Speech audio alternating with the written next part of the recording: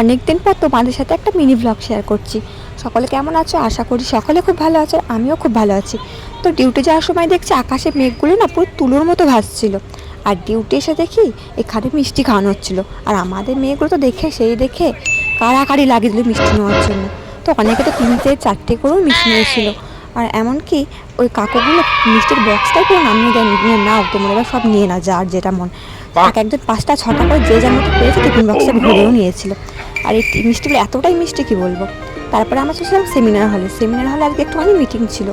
ওই 1.5 ঘন্টা মতো ক্লাস হয়েছিল। তেলেগুতে যে কী বলছিল কিছুই বুঝতে পারছিল না, কিন্তু হালকা হালকা হালকা ইংলিশ টপিকগুলো ভালোই বোঝা যাচ্ছিল। আর এখানে হসপিটালের এএনএম জিএনএম কিছু কিছু স্টাফ হাজির ছিল, সবাই না। আর আমাদের ব্যাচ থেকে 15 জন মেয়েকে আসতে বলেছিল। তো 13-14 জন মতো আমাদের মেয়েরা এসেছিলো।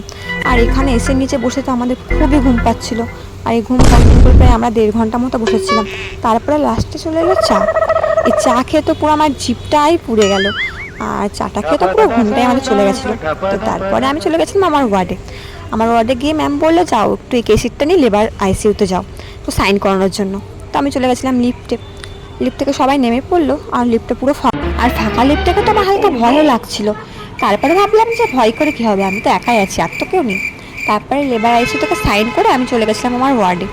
আর আজকে একটা মজার ঘটনা কী হয়েছিল জানো? আজকে তো বাস এসেছিলো অনেকটাই লেট করে। তারপরে হঠাৎ করে দেখি আমি একটু দূরেই বসেছিলাম। তো হঠাৎ করে দেখি কি বাস ছেড়ে দিয়ে চলে গেছে, অনেকটাই চলে গেছিলো ছেড়ে দেওয়ার পর। তারপরে তো আমার ভয় হয়ে যায় দেখার পরে, কারণ আমার কাছে টাকাও ছিল না যে আমি অটো করে হোস্টেলে আসবো। তারপরে দেখি বাসটা চলে আসে। তারপরে আমি চিৎকার করে ডাকতে থাকি। এবার চিৎকার করে কেউ শুনতে হবে না, কারণ অনেকটাই দূরে ছিল। আর সেই টাইমে যে ফোনটা বার করে ফোন করব তাতেও সময় নষ্ট হবে, তা ছুটছিলাম আমি। তারপর দেখলাম বাস থেকে নেমে একটা বান্ধবী আমাকে খুঁজতে আসছিলো। তারপর দেখে স্বস্তি হলো, বাবা।